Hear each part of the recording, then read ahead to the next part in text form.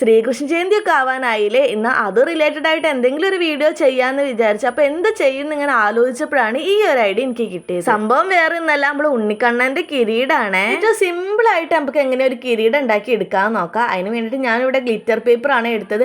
അപ്പോൾ ഒരു glitter paper എടുത്തിക്കാൻ നമുക്ക് അതിന് 3 എണ്ണം ഉണ്ടാക്കി എടുക്കാം. അങ്ങനെ 3 ഭാഗമായിട്ട് അതിനെ വെട്ടിയെടുക്കണം. ഫസ്റ്റ് തന്നെ നിങ്ങൾ കണ്ടല്ലോ ഞാനിത് എങ്ങനെയൊക്കെയാണ് വെട്ടിയെടുത്തതെന്ന്. ഇത് ഷേപ്പൊക്കെ നമ്മുടെ ഇഷ്ടമാണ് കേട്ടോ, ഏത് ഷേപ്പിൽ വേണമെങ്കിലും വെട്ടിയെടുക്കാം. അതിൻ്റെ മുകളിലേക്ക് ചെറിയ ചെറിയ അലങ്കോലപ്പണികളൊക്കെ എടുക്കാൻ ഞാനിപ്പോൾ അവിടെ ബീഡ്സ് ആണ് എടുത്തത്. ഇത് നല്ല ഫാൻസിയിൽ പോയപ്പോൾ അവിടെ കണ്ടതാണ്. പ്രത്യേകിച്ച് ആവശ്യമൊന്നും ഇല്ലെങ്കിൽ ഞാൻ വെറുതെ എടുത്തു വെച്ചതാണ്, എപ്പോഴെങ്കിലും ഉപകരിക്കുന്നു കരുതി. ഇത്രയും പെട്ടെന്ന് അതിനെ കൊണ്ട് ഒരു ഉപകാരം ഉണ്ടാവും ഞാൻ വിചാരിച്ചില്ലേനി. പിന്നെ എൻ്റെ കയ്യിൽ കുറച്ച് മിറേഴ്സ് ഒക്കെ ഉണ്ടായിരുന്നു, അപ്പോൾ ഞാൻ അതും കൂടെ അതിൻ്റെ മുകളിലേക്ക് വെച്ചു കൊടുത്തു. പിന്നെ ആണെങ്കിലും ബ്ലൗസ് ഡിസൈൻ ഒക്കെ ചെയ്യുമ്പോൾ കുറച്ച് ബീഡ്സ് ഒക്കെ ബാക്കി വന്നിട്ടുണ്ടേനി, അപ്പോൾ അതൊക്കെ അതിൻ്റെ മുകളിലേക്ക് ഒട്ടിച്ചു കൊടുത്ത്. നമ്മളെ കിരീടം ആവണമെന്നുണ്ടെങ്കിൽ അതിൻ്റെ മുകളിലേക്ക് ഒരു മയിൽപ്പീലിയും കൂടെ വേണ്ടേ, അങ്ങനെ ഒരു മയിൽപ്പീലിയും കൂടെ എടുത്തിട്ട് ഒട്ടിച്ചും കൊടുത്തു. അപ്പോൾ ഇതാണ് നമ്മളെ കിരീടത്തിന്റെ ഫൈനൽ ലുക്ക്. കിരീടം തന്നെയല്ലേ പറയാ, ഇനി വേറെ എന്തെങ്കിലും പേരുണ്ടോന്ന് എനിക്ക് അറിയില്ല കേട്ടോ. അപ്പൊ ഈ ശ്രീകൃഷ്ണ ജയന്തിക്ക് നമ്മളെ കൈകൊണ്ട് ഉണ്ടാക്കിയ കിരീടം തന്നെ നമ്മളെ മക്കൾക്ക് വെച്ചു കൊടുക്കുക. അപ്പൊ ഇങ്ങനെ ഇഷ്ടപ്പെട്ടിരിക്കണേ ലൈക്ക് സപ്പോർട്ട് ചെയ്യണേ.